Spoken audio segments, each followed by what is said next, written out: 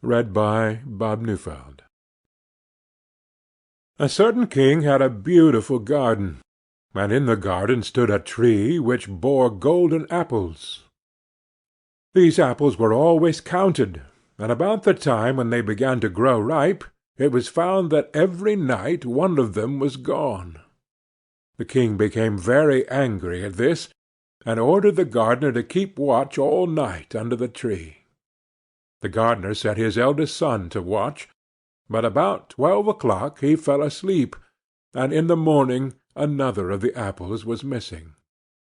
Then the second son was ordered to watch, and at midnight he too fell asleep, and in the morning another apple was gone.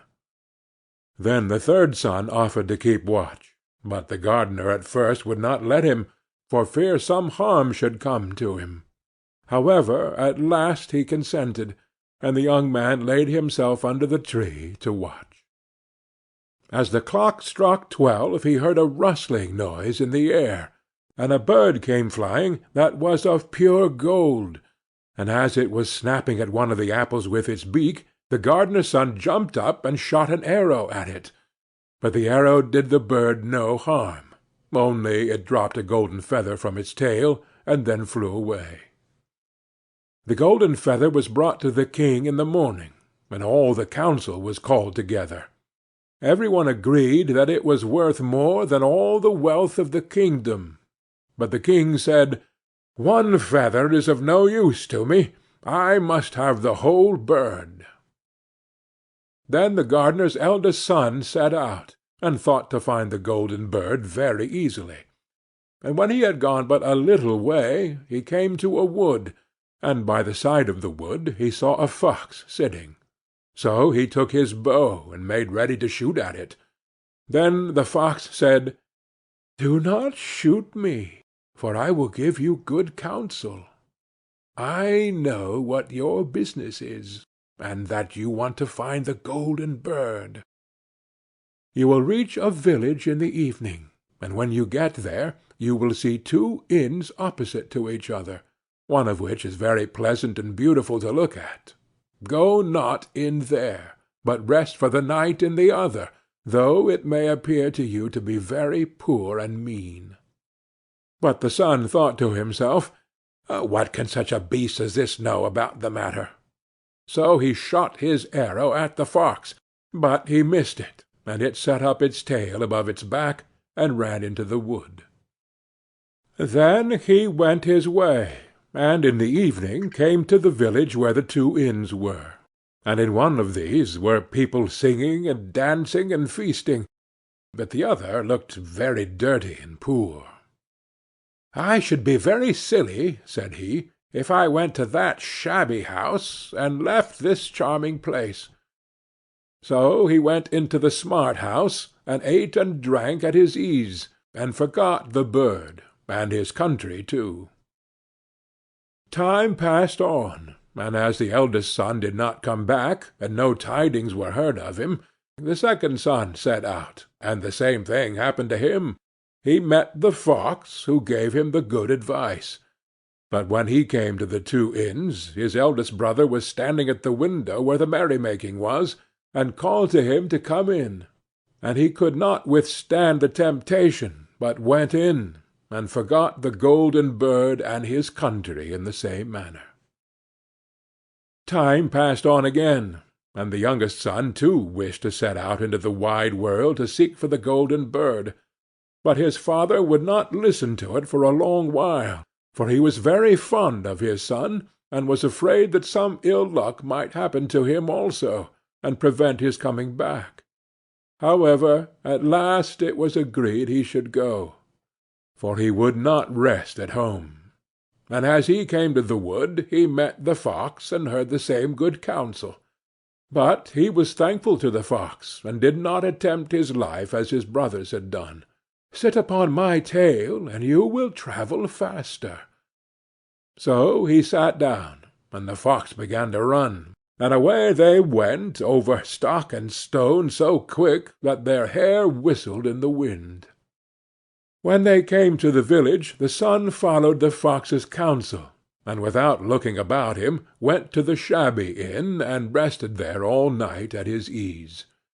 In the morning came the fox again, and met him as he was beginning his journey, and said, "Go straight forward till you come to a castle, before which lie a whole troop of soldiers fast asleep and snoring. Take no notice of them, but go into the castle, and pass on till you come to a room where the golden bird sits in a wooden cage. Close by it stands a beautiful golden cage, but do not try to take the bird out of the shabby cage and put it into the handsome one, otherwise you will repent it."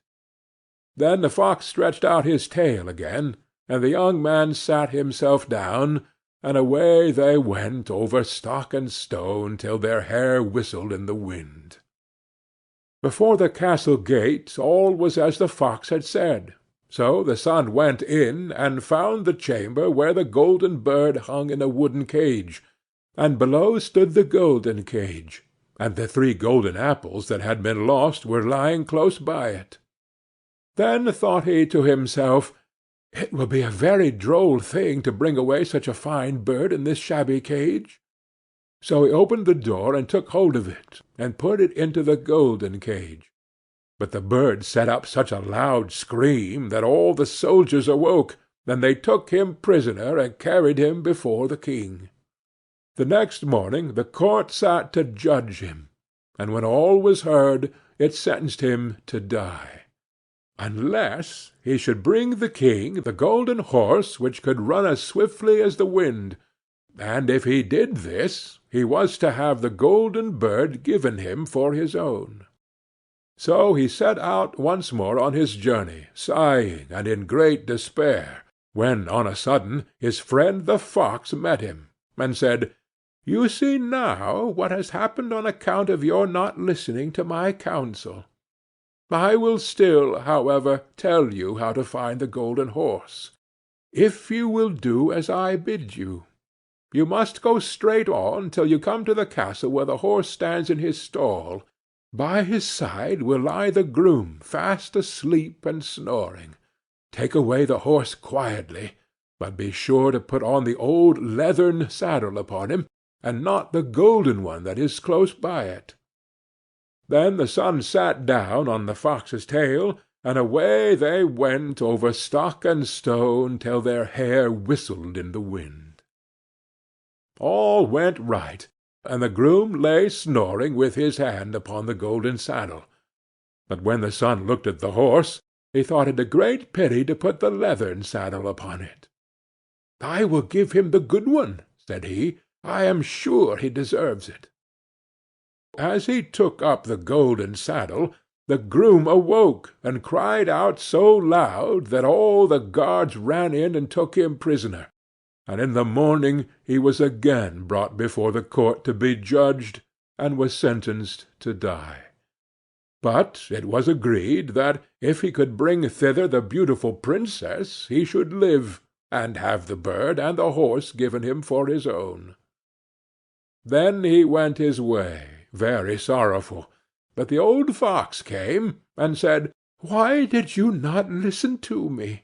If you had, you would have carried away both the bird and the horse. Yet will I once more give you counsel. Go straight on, and in the evening you will arrive at a castle. At 12 o'clock at night the princess goes to the bathing-house.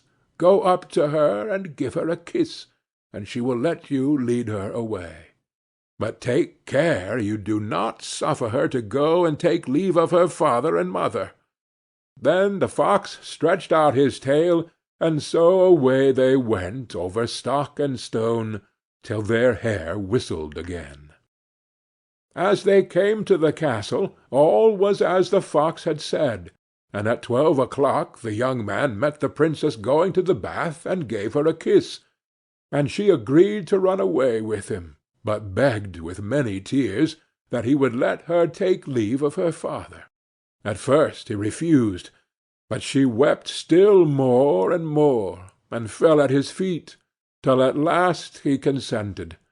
But the moment she came to her father's house, the guards awoke, and he was taken prisoner again.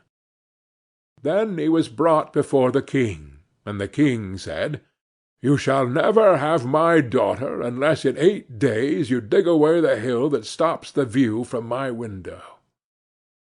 Now this hill was so big that the whole world could not take it away, and when he had worked for 7 days and done very little, the fox came and said, "Lie down and go to sleep. I will work for you." And in the morning he awoke, and the hill was gone. So he went merrily to the king, and told him that now that it was removed, he must give him the princess. Then the king was obliged to keep his word, and away went the young man and the princess. The fox came and said to him, "We will have all 3, the princess, the horse, and the bird." "Ah," said the young man, "that would be a great thing, but how can you contrive it?" "If you will only listen," said the fox, "it can be done. When you come to the king, and he asks for the beautiful princess, you must say, 'Here she is.' Then he will be very joyful, and you will mount the golden horse that they are to give you, and put out your hand to take leave of them. But shake hands with the princess last. Then lift her quickly onto the horse behind you, clap your spurs to his side, and gallop away as fast as you can." All went right. Then the fox said, "When you come to the castle where the bird is, I will stay with the princess at the door, and you will ride in and speak to the king, and when he sees that it is the right horse, he will bring out the bird. But you must sit still, and say that you want to look at it to see whether it is the true golden bird. And when you get it into your hand, ride away." This too happened as the fox said. They carried off the bird, the princess mounted again, and they rode on into a great wood. Then the fox came and said, "Pray kill me, and cut off my head and my feet." But the young man refused to do it, so the fox said, "I will at any rate give you good counsel. Beware of 2 things. Ransom no one from the gallows, and sit down by the side of no river." Then away he went. "Well," thought the young man, "it is no hard matter to keep that advice." He rode on with the princess, till at last he came to the village where he had left his 2 brothers, and there he heard a great noise and uproar, and when he asked what was the matter, the people said, "2 men are going to be hanged." As he came nearer, he saw that the 2 men were his brothers, who had turned robbers. So he said, "Cannot they in any way be saved?" But the people said no, unless he would bestow all his money upon the rascals and buy their liberty. Then he did not stay to think about the matter, but paid what was asked, and his brothers were given up, and went on with him towards their home. And as they came to the wood where the fox first met them, it was so cool and pleasant that the 2 brothers said, "Let us sit down by the side of the river and rest awhile to eat and drink." So he said, "Yes," and forgot the fox's counsel, and sat down on the side of the river. And while he suspected nothing, they came behind and threw him down the bank, and took the princess, the horse, and the bird, and went home to the king their master, and said, "All this have we won by our labor." Then there was great rejoicing made, but the horse would not eat, the bird would not sing, and the princess wept. The youngest son fell to the bottom of the river's bed. Luckily it was nearly dry, but his bones were almost broken, and the bank was so steep that he could find no way to get out. Then the old fox came once more, and scolded him for not following his advice. Otherwise no evil would have befallen him. "Yet," said he, "I cannot leave you here. So lay hold of my tail, and hold fast." Then he pulled him out of the river, and said to him, as he got upon the bank, "Your brothers have set watch to kill you, if they find you in the kingdom." So he dressed himself as a poor man, and came secretly to the king's court, and was scarcely within the doors when the horse began to eat, and the bird to sing, and the princess left off weeping. And he went to the king, and told him all his brothers' roguery, and they were seized and punished, and he had the princess given to him again, and after the king's death he was heir to his kingdom. A long while after he went to walk one day in the wood, and the old fox met him, and besought him, with tears in his eyes, to kill him, and cut off his head and feet. And at last he did so, and in a moment the fox was changed into a man, and turned out to be the brother of the princess, who had been lost a great many, many years. End of The Golden Bird.